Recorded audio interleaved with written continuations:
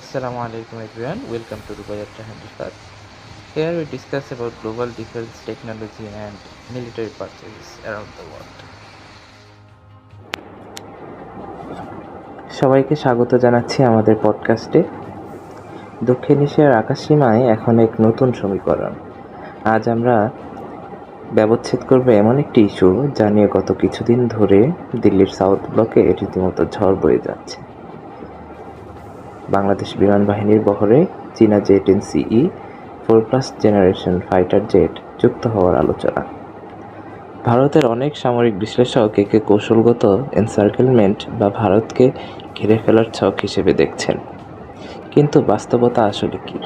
এটি কি সত্যিই কোনো ভূরাজনৈতিক হুমকি, নাকি একটি স্বাধীন দেশের সম্পূর্ণ যৌক্তিক প্রতিরক্ষা আধুনিকায়ন? চলুন ডেটা আর লজিক দিয়ে পুরো বিষয়টা ডিকোড করি। প্রথমত, এই অস্থিরতার উৎস কোথায়? 2025 সালের সীমান্ত সংঘাতের পর থেকে ভারতীয় নীতি নির্ধারকরা হয়তো যে কোনো সাময়িক ক্রয়কেই চীন, পাকিস্তান, বাংলাদেশ অক্ষের একটি কাল্পনিক জোট হিসেবে দেখছেন। কিন্তু সামরিক ও আইনি দৃষ্টিকোণ থেকে বিশ্লেষণ করলে দেখা যায় এই ধারণাটি অনেকটা অতিরঞ্জিত এবং এক ধরনের দৃষ্টিভ্রম। যদি গ্রাউন্ড রিয়ালিটিটা চিন্তা করা যায়, বাংলাদেশ বিমান বাহিনীর কমব্যাট ফ্লিটের বর্তমান অবস্থা কী? আকাশে ডগ ফাইটের জন্য বা আধুনিক ভিভিআর ফাইটের জন্য এই যুগে আমাদের আকাশসীমা এখনও পাহারা দিচ্ছে পুরনো প্রজন্মের F-7 এবং মুষ্টিমেয় কিছু ক্ষয়িষ্ণু MiG-29, যেগুলোর এয়ারফ্রেম লাইফ বা আয়ুষ্কাল প্রায় শেষের পথে। বঙ্গোপসাগরের বিশাল অর্থনৈতিক অঞ্চল এবং দেশের সার্বভৌম আকাশসীমা নিশ্চিত করতে একটি মডার্ন মাল্টিরোল ফাইটার কেনাটা কোনো বিলাসিতা নয়, বরং একদম বেসিক রিকোয়ারমেন্ট। এখন কথা হলো, এত অপশন থাকতে চীন থেকে জে-10CE কেন?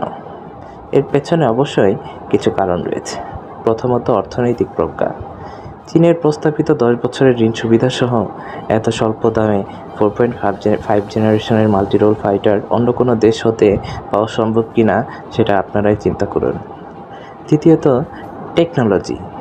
জে-10CEতে থাকা আধুনিক আইসা রাডার অথবা ভিভিআর মিসাইল হিসেবে থাকা PL-15, যে কোনো এরিয়াল কমব্যাট মেকানিক্সের বিশ্লেষকই জানেন এই কমব্যাট কম্বিনেশনটা ট্যাকটিক্যাল স্পেসে কতটা লিথাল। তৃতীয়ত, শর্তহীন সার্বভৌমত্ব। পশ্চিমা ডিলগুলোর সবচেয়ে বড় সমস্যা হলো তাদের এন্ড ইউজার এগ্রিমেন্ট বা রাজনৈতিক শর্তের বেড়াজাল। চীনা চুক্তিতে এই ধরনের আইনি ও রাজনৈতিক কন্ডিশন নেই, যা একটি স্বাধীন রাষ্ট্রের নীতিগত স্বাধীনতার জন্য অত্যন্ত জরুরি।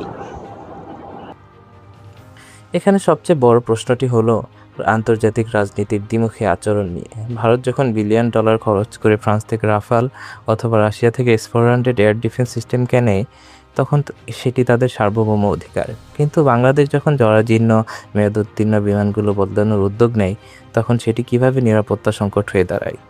ডিফেন্স ডক্ট্রিন অনুযায়ী প্রত্যেক দেশেরই নিজের নিরাপত্তা নিশ্চিত করার নিরঙ্কুশ অধিকার রয়েছে।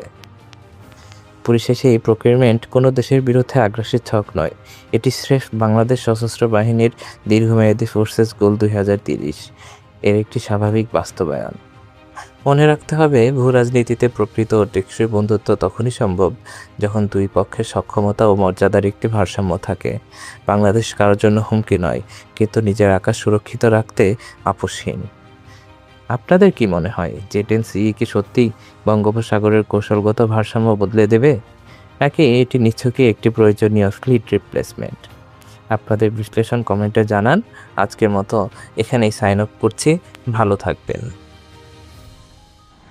Thank you everyone for being with us till the end of the video. Please like, subscribe and share, and wait for the next video.